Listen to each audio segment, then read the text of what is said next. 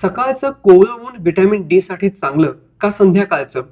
आपण सकाळी कोवळ्या उन्हात व्यायाम करतो किंवा संध्याकाळी चालायला बाहेर पडतो. अंगाला चटके बसतील, स्किन खराब होईल म्हणून दुपारी उन्हात जाणं टाळतो. तुम्हाला आश्चर्य वाटेल, पण सकाळचं आणि संध्याकाळचं ऊन व्हिटॅमिन डी साठी उपयुक्त नाही.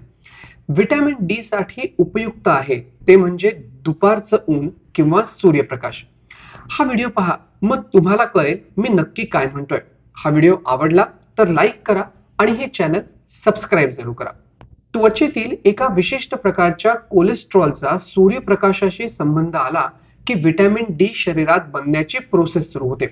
त्यामुळे व्हिटॅमिन डी ची योग्य मात्रा हवी असेल आणि कमतरता न होण्यासाठी सूर्यप्रकाश अत्यंत महत्वाचा आहे.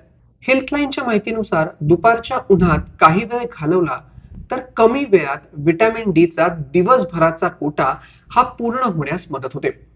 त्यामुळे खास करून उन्हाळ्यात दुपारचं ऊन व्हिटॅमिन डी साठी अत्यंत चांगला सोर्स आहे. दुपारच्या उन्हात यूव्ही म्हणजे अल्ट्राव्हायोलेट किरण खूप स्ट्रॉंग असतात. रिसर्च मधूनही स्पष्ट झालंय की शरीरात व्हिटॅमिन डी तयार होण्यासाठी दुपारची वेळ ही अत्यंत चांगली आहे. पबमेड सेंट्रल मध्ये छापण्यात आलेल्या संशोधनानुसार दक्षिण भारतातील तिरुपती शहरामध्ये याबाबत एक संशोधन झालं. संशोधकांच्या माहितीनुसार सकाळी 11 ते दुपारी 2 ही वेळ व्हिटॅमिन डी मिळवण्यासाठी सर्वात चांगली आहे. तज्ञांच्या माहितीनुसार भारतात दुपारी 15 ते 20 मिनिटं आपण सूर्यप्रकाशात गेलं तर व्हिटॅमिन डी मिळवण्यासाठी हा वेळ अत्यंत चांगला आहे.